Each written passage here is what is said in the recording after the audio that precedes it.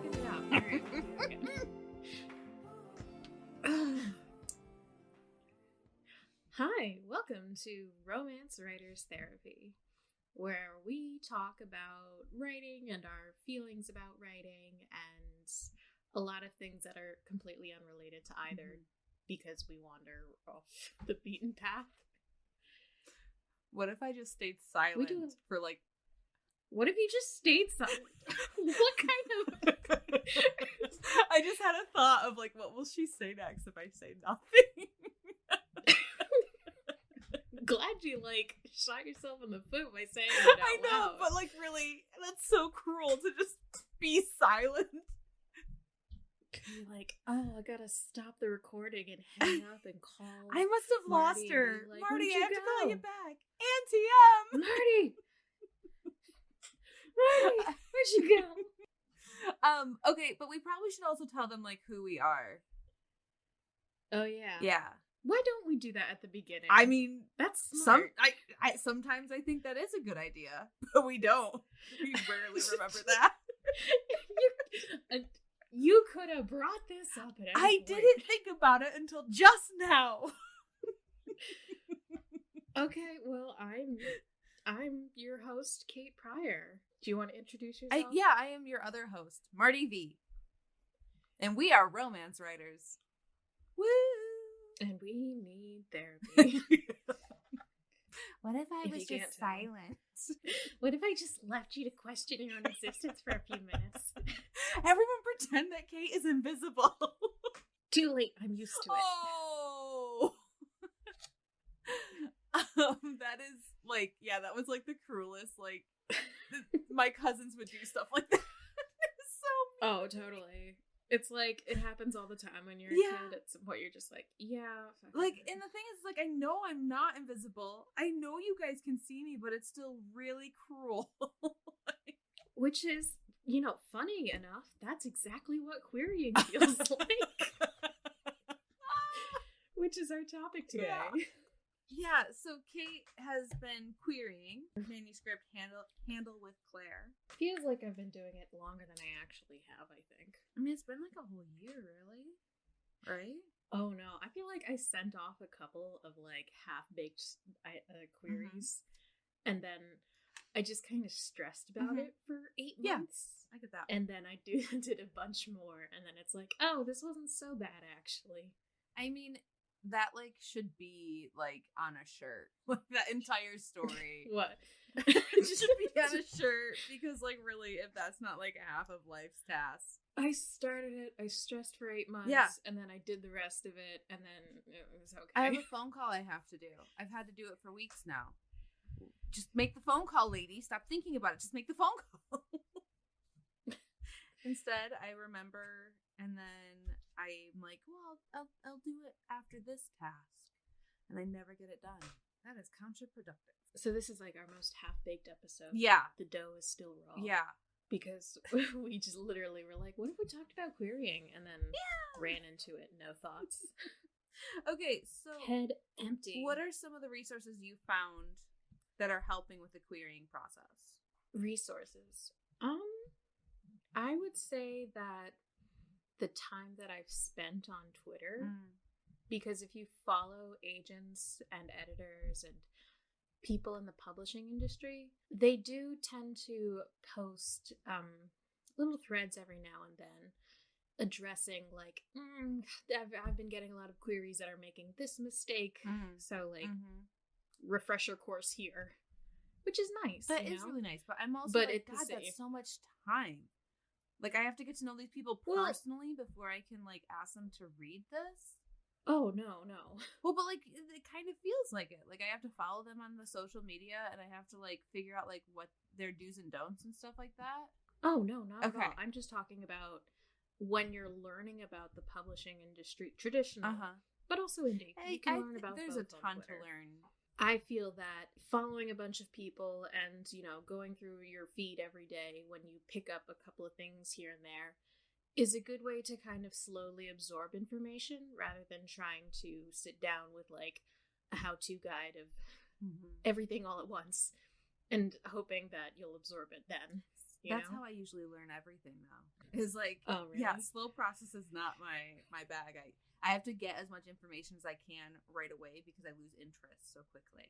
So I have like found a couple YouTube videos that I really like, but one of my favorite resources is actually a podcast called Shipping and Handling, and it's by Jennifer Udden and Bridget Smith. Jennifer Udden was literary agent and now she's a freelance editor, and Bridget Smith is a literary agent. But they had an episode, I want to say it was like 2016, so I'm sure a lot has changed because by the time like one standard is established in any level of publishing, all of a sudden the standard changes.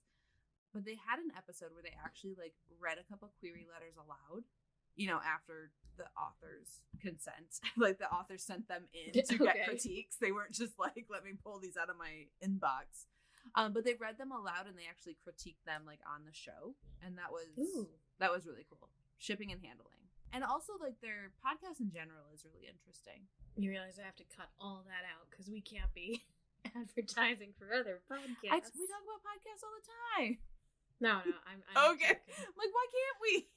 Why can't we for this one, Kate? It's called competition. I mean, we do a half hour. For one thing, they are not consistent. Okay. We do a half hour weekly. Like, stick with us, friends. Stick with us. We'll see you again next week. I do feel like I have to apologize to the listener because we're kind of low energy today. Yeah. Go low, relax. Yeah, just listen to Not the at all soothing sounds of our voice. It's very ASMR this as episode. We discuss our anxieties in the publishing industry. Sit back. Well, so as I understand it, coffee. Oh, coffee! I know. I think about coffee constantly. Oh my God. I don't know who I've become. I had the local coffee place that's like just New Jersey. The chain. Mm-hmm. They started doing a strawberry mocha iced coffee, and it is so good. But they're like far enough out of my daily routine that it wouldn't make sense to go there a lot. Yeah, I tend to not leave the house very often. Yeah. So like, I grind my own beans and like I have like a decent cup of coffee and everything. But like today I didn't. I just drank yesterday's leftover. I'm totally down for it. But like we got the Tazo chai latte like mix. So you do 50% that, 50% coffee, and then whole milk on top. This isn't even coffee anymore. Yeah, but it's like a beautiful hybrid. You will not shame me in my coffee drinking. No, I will. I will do whatever it takes. I will do it. Oh, maybe. Do we want to? Oh, we've done 10 minutes now. So I was like, I just rememred the other thing I wanted to talk about. What do you want to talk about? You know what? Well, so just strap in, reader or listener. We're gonna go on a path. We'll end up somewhere. Okay? We're gonna just see the open road. So obviously, what makes a story is very subjective, and I think you'll never have that. Or what makes a good story is so subjective, and nothing will tell you that more than the dozens upon dozens of automated query replies you get when you send out 100 query emails. That is okay. Can you they all say the exact same thing. Like, I'm sorry, this is like just my tiniest pet peeve is that a lot of agents have copied word for word from each other the same email, and it's like when you get one with a little bit of variation, you're like, oh my God, the personal touch here is amazing. Like, even if you send this to everyone you talk to, the fact that you personalize this and everyone else is using the exact same words, like it's such a weird sensation. Mm-hmm. How many queries I don't know if that makes have sense. you sent out? I want to say I'm like 69. Okay. Stay there. Yeah. I made a little spreadsheet recently, and then I neglected it. So, because I saw it back in like 2016, 15 when I was querying something that will never. I think it was totally. Oh God, from Cringemas. Oh, our Cringemas episode. I queried it. That out? I queried it. Yep. God Oh my god. bless my little heart.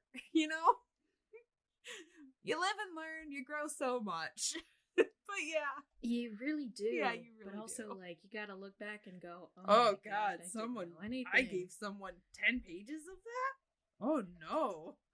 Take it back. I mean, to be fair, I feel that about the current manuscript Gosh, I'm querying isn't that a every mood? single time I email. Yeah, that's a I'm mood. like, I know this is trash. Please take Well, it. for heaven's sakes, our critique group, every time I read right now, I'm like, guys, I don't even know what I want to hear. Like, I don't know if I want just a positivity pass or, like, some thoughts, but, like, I hate everything. Like, so, no, I get it. Like, it's so easy to be hard on everything.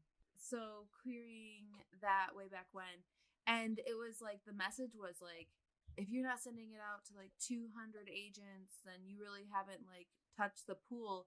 And the message now has changed to like, hey, there aren't that many agents that are good, right? Like, so like, you know.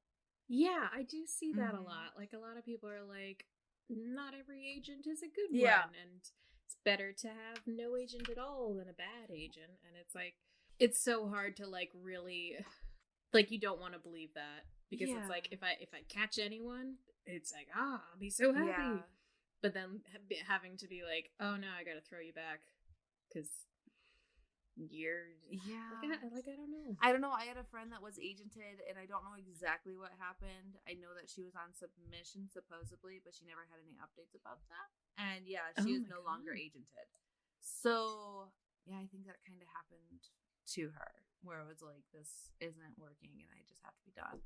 You know, I think that everyone has been like, self-publishing, indie publishing is so much more of an option than it was even 6 years ago.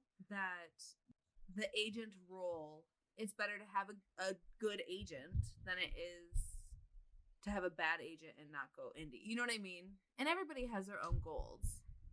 And like you said, like this is a project that you'd like this for. I think you really got to understand like what the goals of this project are, like for yourself. Like how, like what do I want to see this? How like brain. You know what's nice, Kate, is we have had a worse episode that we've recorded before. Yeah, but we didn't release. No, we didn't. We definitely. But I feel like this one is still. There's still something to like tease out of it. You know, so like we already hit rock bottom. And I'm just saying, like, if we're comparing, we're still doing better than we did that one time. So I feel like I'm going to be cutting a lot of this. So, like, I had a thought earlier. Okay. So it was that, so everyone was constantly telling you that the market is so subjective and, you know, so subjective. It's like the thing you just hear constantly over and over again. And like, it's true. I think, like, it, as a reader, I feel that. As a writer, I feel that. So kind of like sidestepping our query topic, I think there's so much to learn from consuming stuff that is objectively bad. What do you mean by that? Okay, you're familiar with Mystery Science Theater 3000, Absolutely. Right? Yeah, I love it. I told you that 2 nights ago I went to see it live with my boyfriend Austin. Yeah. And I'm sure listener has heard me talk about every time I watch a movie with Austin, he goes, it was great. And I go, it was shit. And, or here's all its flaws. And he'll be like, I didn't mind those things. And I'll be like, you're terrible. I don't say that to him, but I tell him his opinions are terrible. No, I don't say that. No, I do just tell him outright he's terrible and he thinks that's endearing. He thinks it's endearing. Oh my God. Because I would too, so I get it. Andrew tells me I'm the worst at everything. So, like, I get it. God, why are you bad at this? Sound like this shit you find on Reddit. It's like, am I the asshole? I'm constantly being told that I'm the worst. Well, like, it's stupid stuff, like moving around in bed. He's like, how are you so bad at this? And all I'm doing is rolling terrible over. At sleeping. Yeah, no, he's told me that. So... I get it. I don't know. I'm like, the Austin. You know, it's the when you have someone you're close to and you can kind of make fun of them and they'll enjoy it. Well, yeah, like, also, like, it's not like he's trying to hurt my feelings. It's just how he communicates. Yeah, no, I get you. Right? So this is like a conversation I rehash with Austin constantly. Is he likes bad things. You know, we have such different opinions on movies and like how good they are. We went to the Mystery Science Theater 3000, which, you know, if you never watched it before, it's a TV series where a couple of comedians have like a small sci-fi premise kind of framing the show. But it's really like as an excuse for a few comedians, some of them are puppeteering robots, to watch a terrible movie and just riff on it constantly. Which is a riot. Oh yeah, they're so good. Although I am finding that there's like a genre that I enjoy more to watch being riffed on than like other genres. Yes. Seems. Like I have such a penchant for like specifically terrible 80s movies that have like that high fantasy or high sci-fi. You know, like I just, the worlds are better and the costumes are fun to look at and everyone's doing the most bonkers shit possible. One of my favorites is Mitchell, I think is the name of the movie. But okay, so we were talking about how subjective all of this is. And you went to the theater. Oh wait, you're not going to tell me anything about Mitchell? No, I'm not. I was waiting for you to, so that's where my brain was. Okay. So you wanted me to pick up what I was talking about. You're not going to tell me. I'm like, I need you to tell me. Oh, okay. So we watched a movie in Europe. It was called Joey, but in the American release, it was called Making Contact. Okay. And this movie is like someone really wanted to make every Steven Spielberg movie that ever existed. I love it. I love it. Something that like you get from a lot of 80s movies is that someone saw like 5 Steven Spielberg movies and was like, I'm gonna rip them all off. Yes. There's so many like E.T. bootleg, you know, it's just... Agreed. Like that influence is so like strong. Yeah, no, everyone looked at what he was doing and was like, you know what? That stuff is easy to copy some of like his more obvious conventions of the slow pan, the kind of very soft tinkling music, the dramatic lightning lighting, like storm rumbling in the distance, kind of bringing up the tension. Child looks on, vacant expression constantly, you know. Yeah. Maybe those aren't all Spielberg conventions. I never really studied him. I didn't either, but like I get what you're saying. I had like real life playbys in my head as you were describing it. God, and I also, like, just personally, I hated E.T. So I haven't seen it. I really don't feel any need to. So I honestly cannot recommend it because I know a lot of people love it, but like for me, like as a kid, the pacing was really slow. And I remember like it being on when I was a kid and me being like, I have no interest in this, and that's just a weird looking cabbage with face. Like, yeah, no. Sorry, Steven Spielberg, but you're getting dunked on. I've liked your other. I've liked lots of your other stuff. I'm sure I liked something of yours at some point. And I'm also sure you're listening to us right now. That's not a compliment. Oh yeah, no. Actually, no, it's funny. I went to the same community college as him. Obviously, not at the same time. That is really funny. Like, I went there, and I was like, oh, he went here. Objective. Thank you. Thank you for bringing my brain back. You're welcome. But yeah, so this movie, it starts out with, you know, this kid, his dad dies, so the funeral is very long, and then his dad calls him on the phone, and then there's this, so he's getting bullied at school because he tells all the kids that he's talking to his dad, talking to his dad through the toy phone.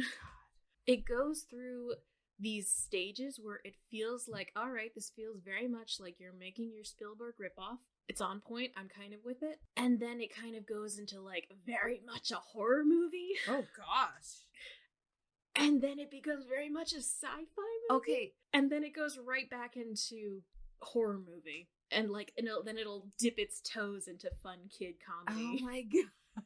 This kind of reminds me of Arachnophobia, where like that movie did not know what to be, right? Like, oh yeah. It is all so bizarre. Yeah. It did not know what to be. But okay, so... Yeah, and so I think, like, watching bad movies is, like, such a easy way to really identify what went wrong here in this story.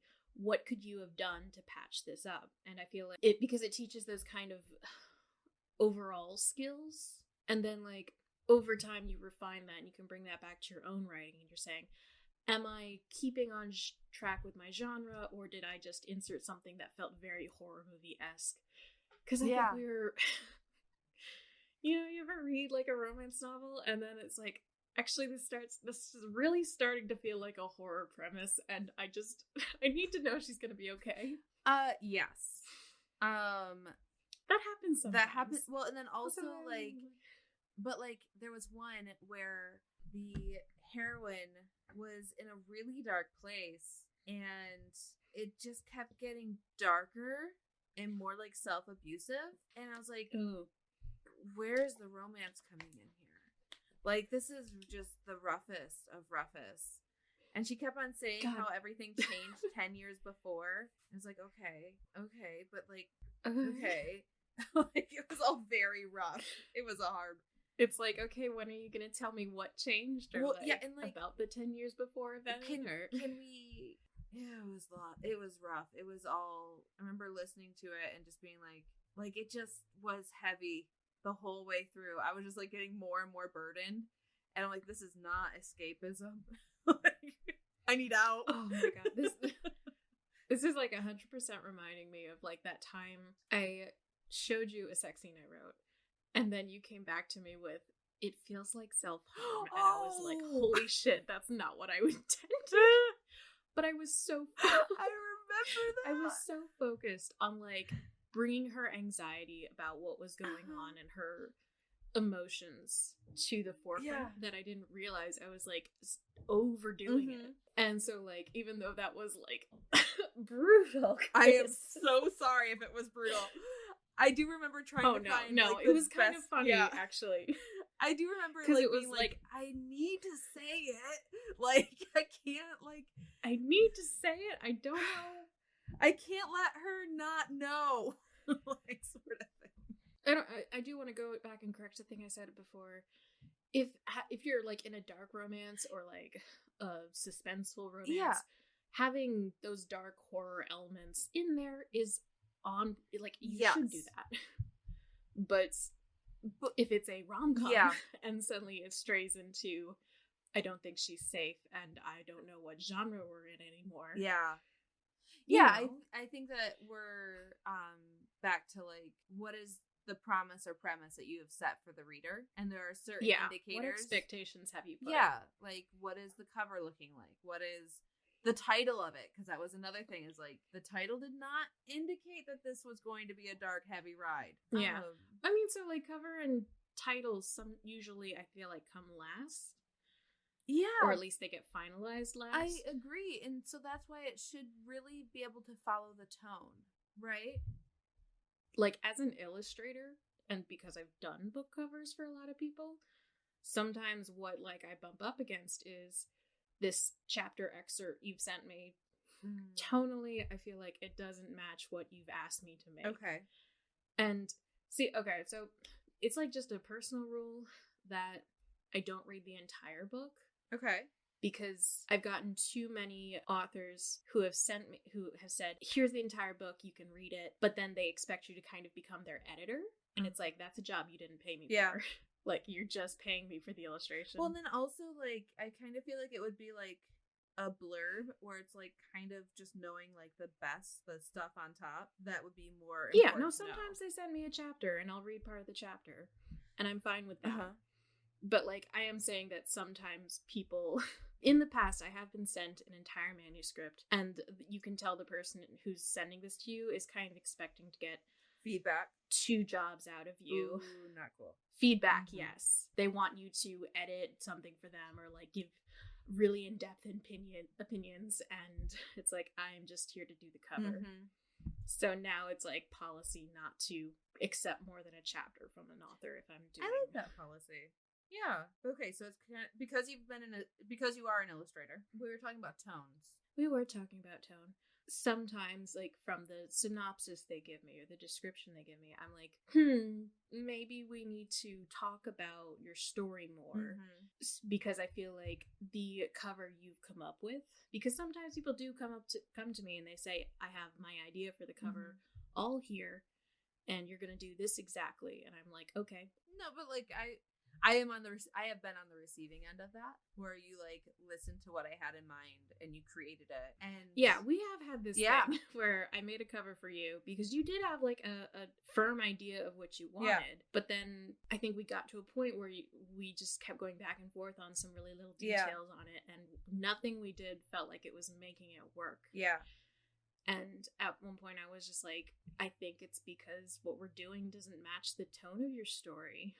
And also, not just that it didn't match the tone, but also, like, it didn't convey the story. Like, the reader already knows, well, hopefully the reader already knows it's a romance. The idea I had did not convey enough story, I felt, to grip a reader to read the story, right? And the idea you had and created, I think, is a much better hook.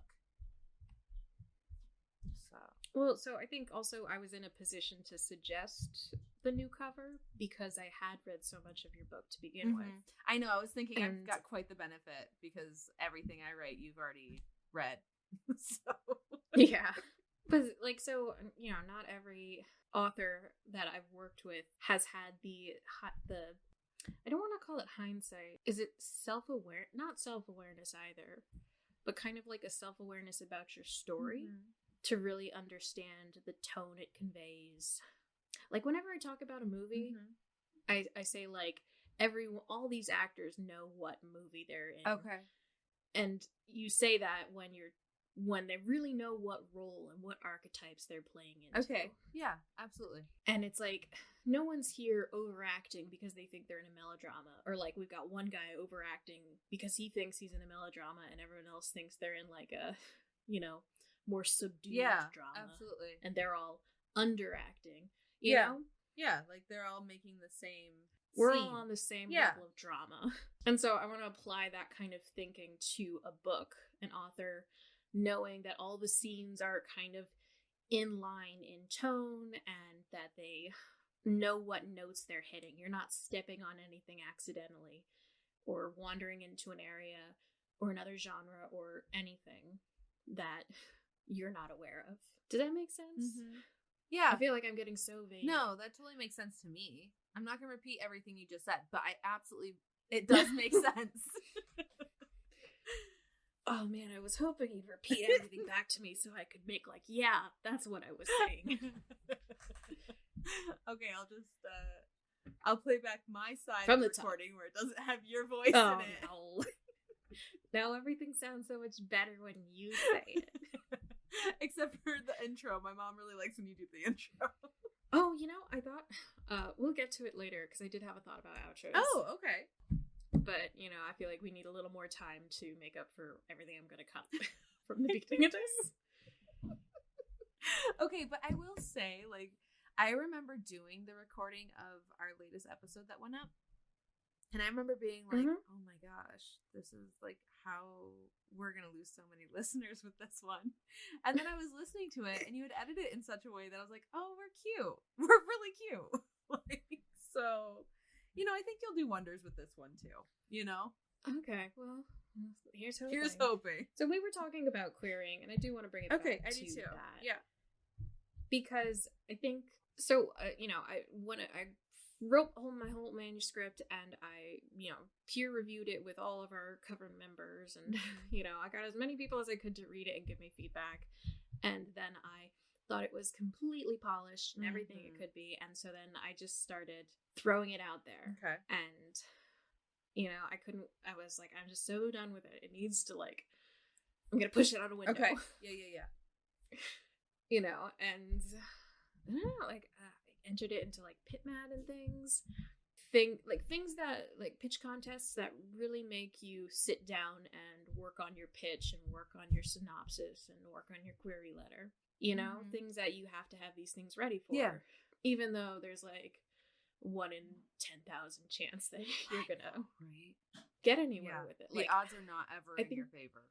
I still think submitting to those is very good for pushing you to sit down and get these things done. Yes. You know, because it does put a deadline on them. And if you don't have a deadline, maybe you don't work so well without it.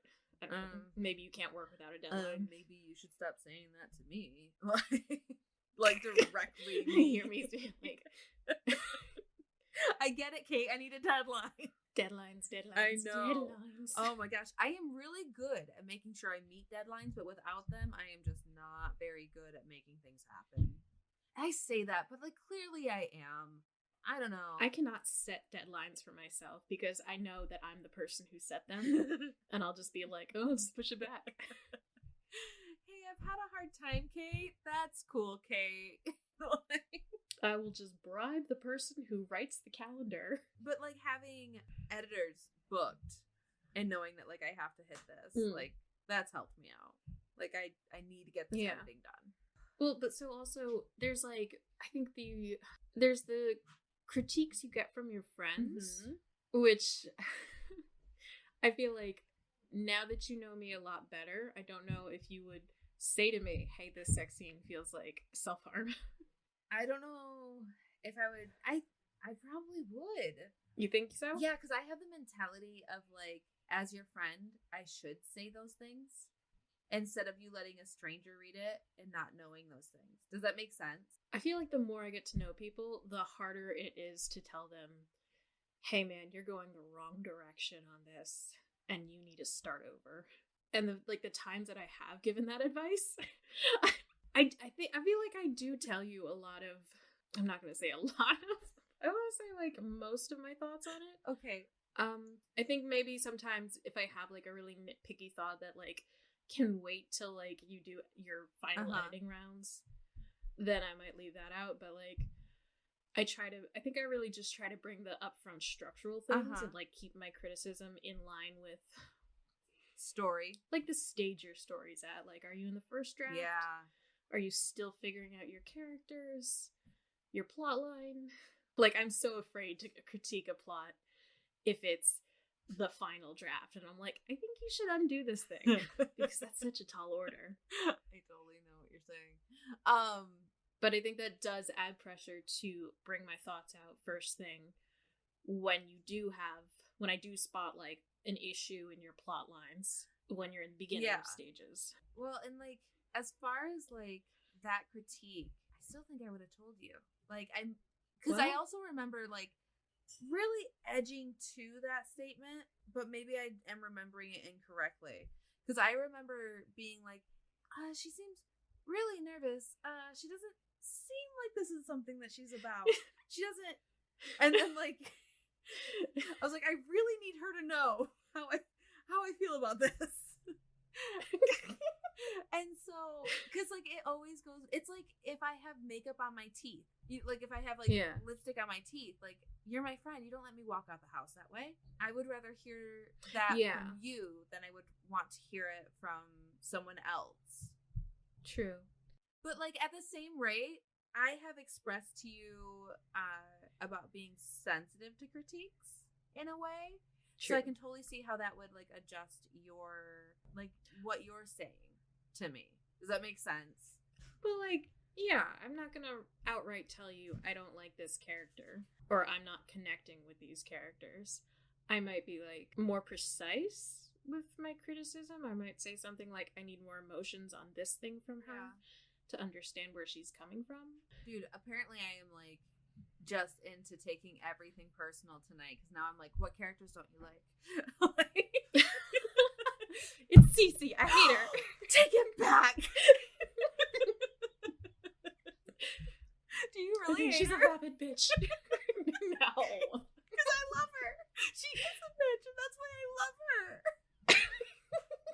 Well, but I think there's also like a level of like, we already know I already know I like your writing. And so, like, when you share things... Yeah. You don't have to, like, warm up to the way I Exactly. Write. Like, I already have some level of, like, understanding of, like, your voice, your tone, your wit. Like, all that's going to come through. And so, I find myself more invested in anything you share. Like if it's at the very beginning of you sharing it, I'm more invested because I know that as we progress, I'm just going to feel more and more for these people. And I think that's one of the hardest things about querying is like you're just cold calling and they don't know what's coming next, right? Absolutely. Like they don't know you, you don't know them. You've stalked them a little bit through their manuscript list. They have not shown you the same courtesy. Oh yeah, absolutely not. You're just like another rando knocking on their door, and they're just like, "Oh, when will it stop?" You again. I feel like we're giving agents such a bad. Well, I was just gonna say that's one of my favorite things about shipping and handling is like it does humanize agents, and I think that's I feel like when you're on that kind of side of the wall, it's so hard to like feel like to retain that empathy just constantly. Well, and like they acknowledge that like this is something that's really important to every single person that sent it to them, you know. Oh yeah. But like they also can't accept everything that's sent to them. Exactly. Although I do want to bitch about one agent I found who like I'm not gonna name her. Yeah, because they're absolutely people send out absolutely insane things. Oh yeah, I cannot wait. Cannot wait to tell you this one. Go ahead. Okay. But like there are also like there are agents who I've heard go above and beyond and like do so much good, and like that's why you're querying, because you want someone who's that kind of champion. Yeah. And you do want someone to be on your side and like just relish in how happy a story makes you and like help spread it to people. Yeah, like I think that's so beautiful, and that's like why you do all this toiling. But God, then every now and then you find someone who's like, I don't accept anything in first person, in past tense, or oh God, yes, anything in first person point of view, past tense. Yeah. Or only submit past tense, third person. In like, you know what? Like their font specifics were like, okay. You want everything in Times New Roman or Comic Sans? Fine, I will change it in the document. It's fine. But past takes 2 clicks. Third person is the only type of manuscript you will read. Like, wow. Yeah, that's insane to me. Do you really have a hand on the market? As a reader? Yeah, exactly. And like that's my thing is like, do you really have a hand on the market if you will only read those things? Because the market does represent more than just those things. Yeah, no, there's a lot of books that are first person out there, or in like I'm currently other reading tenses. First person, present tense, and it's not jarring at all, guys. Like it's just the way she wrote it. So yeah, like as a reader, I think I'm more likely to like just my personal opinion. Sometimes I feel like first person is very hard to get right, at least for me. My as a reader. As a reader, I don't like first person. I would say I don't like it much as a writer either, but I don't notice much either way, honestly. Like I don't notice. Okay. As a writer, I have now gotten to the point where my voice is very stuck in first person, and so I found it really hard to try to switch to third person. But as a reader, I hardly notice. Sometimes I'll be like halfway through a book and I'm like, is this first person or third person? Like if I step away from it, I'm like, what am I reading? Does that make sense? Like I just really don't pay much attention to it. You know what fucks me up is I outline in present tense and then I prefer to write in past tense. So like I get a lot fucked up. Like there's just a lot of things that are still in present tense and it's like, ugh, I gotta comb through for this. Also, like I was telling you, like when I'm sending out like my queries, occasionally you get a piece of feedback. And sometimes it's, sometimes it's something that like, immediately what they're talking about and you're like, yes, I'll change that. I've been feeling like I need to change that. And sometimes it's like, ouch, I don't know what to do with that. Yeah. That's so true of like criticism in general. Yeah. Right? But I think like through the querying process, I've rewritten my first chapter a handful of times now. Yeah. And then yesterday, I deleted my second chapter. I moved it, like I cut it down to 500 words and I stuck it in a later on chapter. Yeah, we were talking about that. Do you feel like it was the right move? Because it sounds to me like it was a good move. See, the thing is, I was so reluctant to get rid of it because I had that kind of A-B back and forth between Claire and Matt. And so that was the Matt chapter where he got introduced. But it was such a slow plot heavy chapter.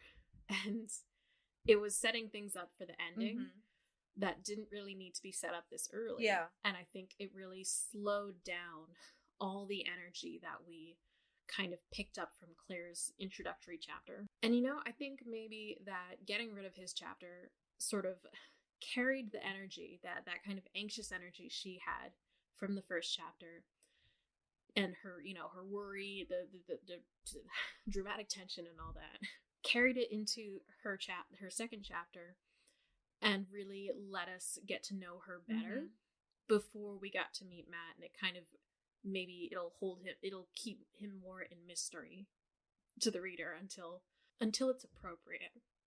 Does that make sense? Yeah, it does. Because I don't want to start explaining the whole thing, but Claire sees him with a lot of mystique. Yeah. And she's kind of intimidated by him.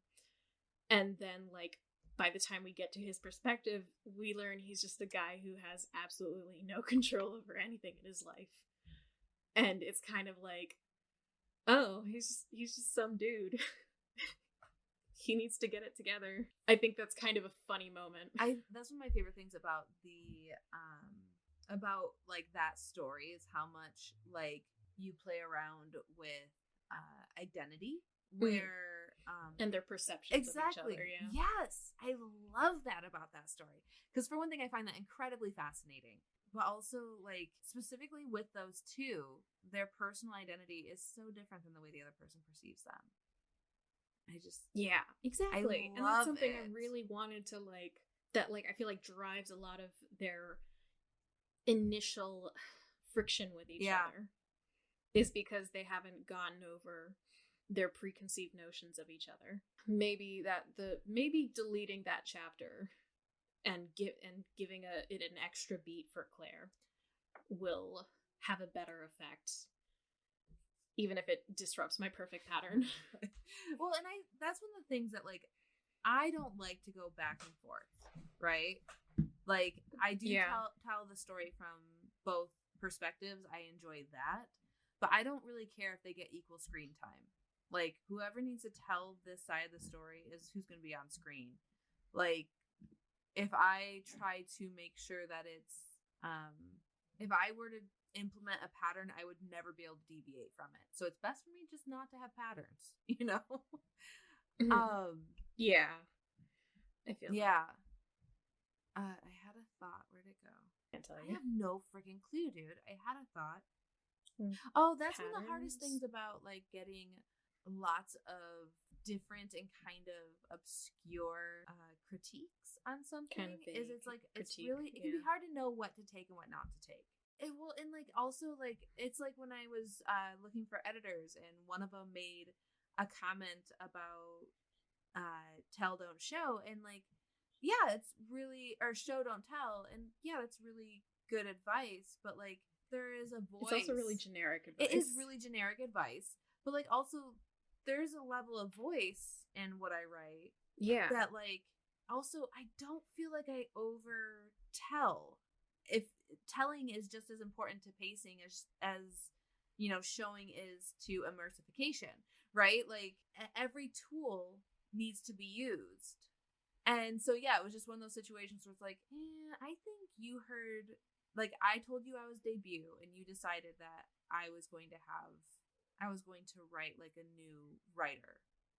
And yes, this is my debut novel, but man, I've been writing peer reviewing my stuff for a long time. You know what I mean? No, I think there's, even since I've met you, I've seen you grow a lot in the way you write, and it's only been a year or two. I definitely have really appreciated the influence of the Coven. Kate and I have a critique group that we call the Smut Coven because we're adorable. So we make t-shirts. And mugs because we're cute. Oh yeah, we do have mugs. I keep meaning to buy the heart-shaped I mug. need to do that. And we need another mug in the house, a hole in the head, but Oh yeah. I know, right? But maybe I just hang it on the wall or something, because I think it's cute. Oh yeah. I'm gonna get a mug rack. Now I just want to get a sticker and just put it on my cork board. Just as a cute little So the thing I wanted to propose for the way that we close out our episodes, because we struggle with that, is that maybe we each, kind of bring a short piece of writing advice that we are personally trying to take to heart. Oh, that's cute. Okay. Like something that like you're living by this week or you're focusing on this week. Okay. I feel like I should have given you more heads up on no. that, though. I can come up with something. So, I would say, because I'm like so entrenched in editing right now, is I'm really focusing on following like the emotional arc, right? Okay. Where I'm making sure that like every chapter the characters build emotionally and it doesn't go back and forth, right? And so I feel like that's not great advice, because like obviously when you're moving chapter to chapter, like you can really pick up on whether or not someone is if you're hitting the same beat over and over and like stuff like that. It's definitely easier when you're editing, I think, to like have that kind of enough distance to see, okay. I also feel like it's something you shouldn't focus on, at least for me personally. It's something I shouldn't focus on in the rough draft portion, or else I won't get anything written. Like I just have to be able to like allow some freedom for the actual first draft to happen. I like to follow kind of broad emotional arcs, if that makes sense. But it's also like you're coming from this angle and you're going into that angle. I feel like sometimes I'll throw in like inconsistent mood swings for my characters. That's what I'm really keeping an eye out for. That's the thing. Yeah. And I feel like maybe that's a little bit inevitable for when I'm writing, because I'm kind of writing my own moods, and I'm writing, at different points of every day, every month, every season. You can tell I was seasonally depressed when I was writing this. Yeah. Oh. I hear ya. There's like certain chapters of my sci-fi thing, my sci-fi fantasy thing that I'm working on. Night and Shade? Where it's like, oh, you could tell you were still grieving your cat. Aww. And I'm looking at it like, yeah, you pick those chapters. That's hard. Yeah, there was, when I was writing Banded Together, there were just so many moments of like, it got so angsty and like depressive. I think a lot because of like it being, at the beginning of COVID. May 2020 and like stuff like that, so I hadn't had any interaction with humans for 2 months, and then like at that point my son still wasn't sleeping through the night. Like, oh my God. He didn't start that until like June. How old was he then? 15 months. Oof. Yeah. Oof, indeed. Yeah. Yeah. We started, I want to say, lockdown in February. Okay. Ours, because my mom called it during college spring break, and she kept my sister out of college for like a month before the school called the lockdown. Good for her. Which is what made it was kind of terrifying, because my mom was like, all right, we're buying a second fridge, we're buying all the meat we can and stuffing it into this freezer. Yeah. And it was like, Mom, we don't need to act like it's the apocalypse. And then it was the apocalypse. Yeah, exactly. And it was like, Mom, please don't be psychic anymore. Yeah, the weekend before, like the third weekend of March, right? We actually went to like a birthday party for my cousin's son, who at that point turned 1, because Ash is like 2 weeks younger than him, and Ash has turned 1 and 2 in quarantine. I know, like it's just stuff like that. Like it's just totally friggin' bizarre. But yeah, so we went, and we were on the way there, and Andrew's like, I just really wonder if this is a wise decision. But at that point the CDC wasn't like saying anything, they weren't doing anything. And like Detroit was a red zone, but the whole state didn't really know, and it was just like, yeah, the following weekend we were in hard lockdown, and yeah, it was like if that party had been a weekend later, everything would have changed. I was supposed to go on a plane and to a concert the last weekend of March 2020. Like, so yeah, there was just a lot of big changes, and like you said, like those feelings really found their way into those stories. Yeah, they will do that. Yeah. What a weird time to be alive, man. Darcy died, and I was in a creative writing class, and it was like the second half of that semester, and everything I wrote was about either kittens being born or cats dying. Oh. And I just could not get out of that funk, because I needed to process these emotions, and I just was not having that space. Yeah, I understand. Ugh. Feelings are so much. I mean, thank goodness for writing, though. Like, yeah, no, definitely. Ugh. Well, this has been Romance Writers Therapy. Wait, I didn't say joking. You want to share one thing one week, and I'll share something next week? No, you can do it. You can totally do it. I was joking. Oh. Go for it. I'm just really funny, Kate. God. Oh, you're so funny. What's your thing? I don't know. My thing's definitely kind of cheesy. You know, I was thinking about, like, so much when I was growing up, I would see, like, you know, the writers give talks at, like, local libraries, and they always say bullshit like, right from the heart. And you're like, that's bullshit. You know, because you're a kid, you're like, that sounds so phoned in. That's such canned advice. But then, like, the other day I was feeling badly about what I was writing, because I was like, this isn't as standing up to my own pretentious standards of what's good writing, and these aren't impressing the people I wanted to impress. You know, and then I was like, but like I got into such a down place where it's like, I don't want to care about these things. God, I just want to write what I want to write. Yeah. And just have fun with it. Yeah. And but then it's also like, I don't think you can. I don't know that I definitely can't, but I don't know if anyone else really can write from a place that is not what you just find fun. You know, I feel like people talk about, oh, I'll write to market. You know, I'll write what the market wants. And it's like, yeah, but if you don't enjoy that, then you're not gonna have fun with this. And then, well, the market changes so fast. I'm thinking about like the whole. A lot of people have that goal of, I want to be published, and I think the more you kind of learn about the publishing industry, the more you learn that being traditionally published is such a long shot, and even if you put all the effort you possibly can into it, you have to kind of accept that you might not get them. And I think so you need to really find some kind of zen with just loving what you do, even if you don't get published, like having other goals for it. I don't know. This is so depressing. I get that, though, and I think that it's right. Give up on your dreams. It's not that. It's that you have to love the process to some degree. Yeah.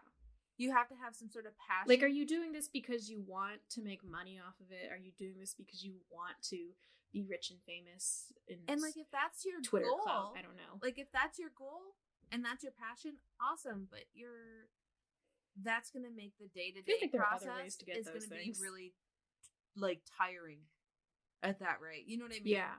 Where, I think, like, you definitely have to find a way to make sure it feeds your soul and isn't just taking. Yeah. Well, because, like, also, like, I'm sitting down and doing all these edits, and this is, like, I think it's, like, the fourth time I've gone through all of these chapters. And, like, totally reworking so many things. And if there wasn't some love behind there, this process would suck. You know what I mean? Oh, yeah. Like, for all the months that I, like, absolutely can't look at my manuscript and I'm like, I hate it, I don't want to think about it, there's also all these other months where it's like, I am actually secretly so in love with my own book. That's beautiful. And it's my favorite book. It's the best thing anyone has ever written. That's such a good feeling. It's like when I sent you that, like, little clip from the work in progress I have going right now. And I was like, you know, coming back to this, and there's these cute little nuggets, like, yeah, you gotta love it. Yeah. It's grueling. And also just want to tack on a piece of third advice, which is stop deleting Word and Office off of your computer. Because I am once again without Microsoft Office, and I had to edit I had to edit 2 chapters to send it in. What did you use? To the... What did you use? Oh, well, so there's like a... I didn't want to download LibreOffice again, so I just used Google Docs. And that was such a mess. Yeah. That is hilarious. Yeah, don't do that. Don't do that, listener. Yeah, so stop deleting off your computer if you have those programs. I don't do it on purpose. I just replace the hard drive. I don't touch anything. So, yeah, you don't mess around with I shit. I don't download anything. I don't touch anything. Like, I am downloading things constantly. So many I viruses. like double check everything before I hit download because I don't want viruses. But okay, listener, right. listen. Are you listening? This has been Romance Writers Therapy. Thank you for listening. I am Marty V. You can find me on the Twitter at author Marty V. You can find me on the TikTok and Instagram at Marty V Author. And you can sign up for my newsletter at www.martyv.com. And Kate Pryor is here too. You can find her on Instagram and Twitter at by Kate Pryor. And you can pick up her book, Love, Laugh, Lich, on the Amazon. And yeah, we love you. You're awesome. And if you don't love us already, you will. You will. You're gonna... That sounds like a threat. You're gonna love me. God, there was a book I read called I'll Make You Love Me, and I did not love the book. I'm sorry. I struggled with it. Oh, that sounds so aggressive. No, it was a fine book.